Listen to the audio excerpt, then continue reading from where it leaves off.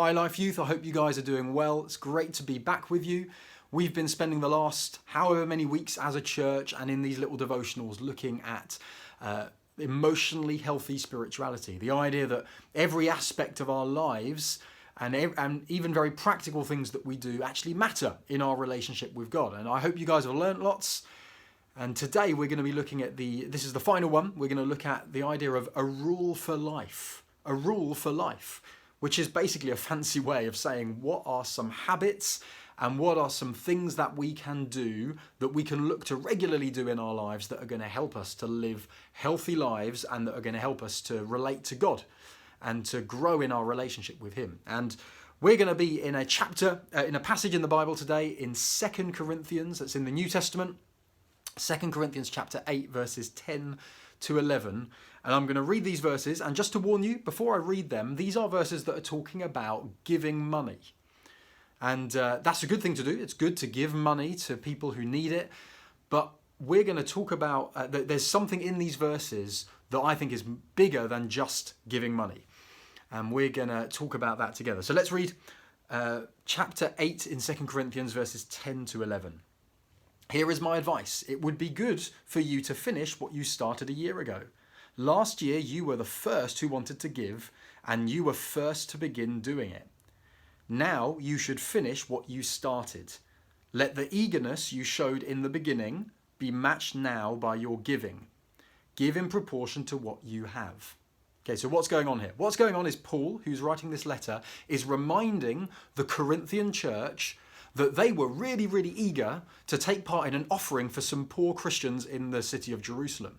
He's reminding them that a year ago, we were really enthusiastic about the idea of giving money to the poor in Jerusalem. And what he's saying now is, that's a really good thing to be enthusiastic. Now I want to make sure that you actually do that. He says this in verse 11. He said, you should finish what you started. Let the eagerness you showed in the beginning be matched now by your giving. In other words, you were excited about doing something, now do something about it. And I'm sure we can all relate to the idea of hearing about something that's really helpful. It might be perhaps in a sports club that you're part of, and you hear about some really helpful habits that you can start building into your training to help you get better. And then 5 months down the line, you think, I thought that was a great idea, but I never did anything about it. Or homework, you think, you heard some good advice. Why don't you do your homework as early as possible? Start doing it early so you're not in a rush to do it. And 5 months down the line, you think, I thought that was a really good idea, but I didn't do anything about it, and so I'm constantly rushing to do my homework. I do this all the time. I hear really, really good advice, think it's brilliant, and then I forget to do something about it. And Paul is encouraging the Corinthians here in the context of giving, but I think it applies to all areas of lives, that it is important not just to hear good advice, but to actually do something about it.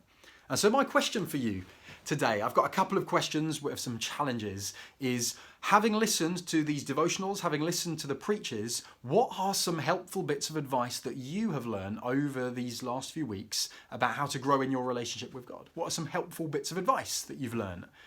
And then secondly, very practically, what is one thing that you can start regularly doing that you've learned that is going to help you to grow in your relationship with God? So what have you learned? And what is one thing that you can start doing regularly to help you to grow in your relationship with God? I hope that's helpful.